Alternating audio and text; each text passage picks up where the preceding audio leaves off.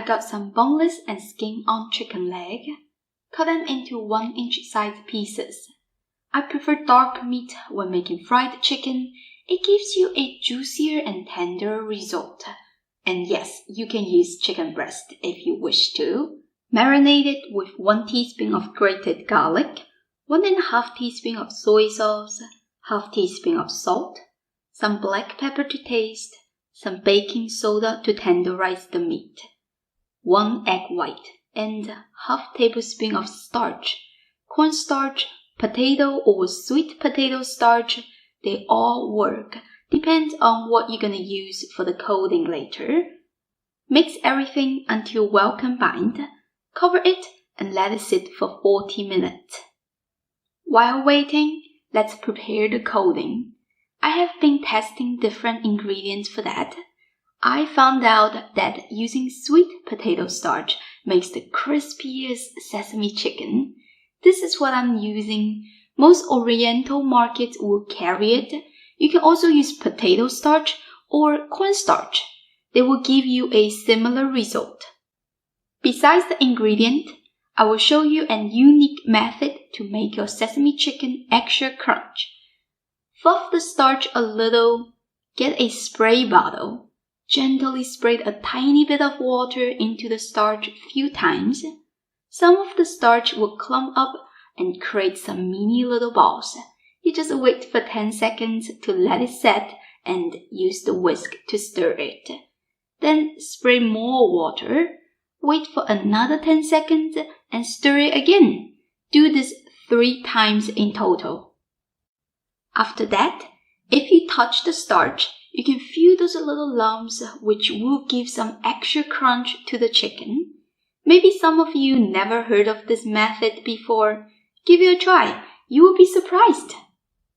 Get a big container and dump half of the starch in there. Spread it out, adding the chicken. Do not throw in the chicken all in once or else they will stick together. Try to separate them piece by piece. Cover the meat with the other half of the starch. Put on the lid and shake for a few minutes.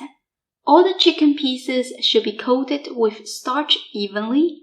Pick out the meat and shake off all the excess starch. I already heat up the oil to 300 degrees Fahrenheit, adding the chicken piece by piece so they don't stick together. Don't crowd the pan because it overflows easily. Do it in batches if you need to. Safety is most important. The temperature is high. In less than 2 minutes, you can feel that the surface is getting crispy and the color is slight yellow. Take them out at this point. Then we're going to do the second batch.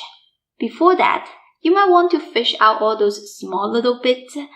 It's optional, but it does affect the quality of the oil.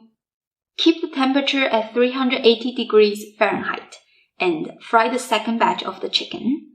Once you're done, let all the chicken rest for about 15 minutes and we're going to double fry the chicken. Double frying will stabilize the crunchiness so it lasts longer because at the end we'll coat the chicken with some glossy sauce. If you don't double fry it, the chicken might not be crispy while serving. You just keep an eye on the color. In about 2 or 3 minutes, it will reach that beautiful golden color. Take them out and set it aside.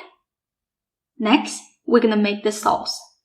Adding 3 tablespoons of brown sugar, 2 tablespoons of liquid honey, 2½ tablespoons of soy sauce, 2½ tablespoons of ketchup, 3 tablespoons of water, 1 tablespoon of vinegar.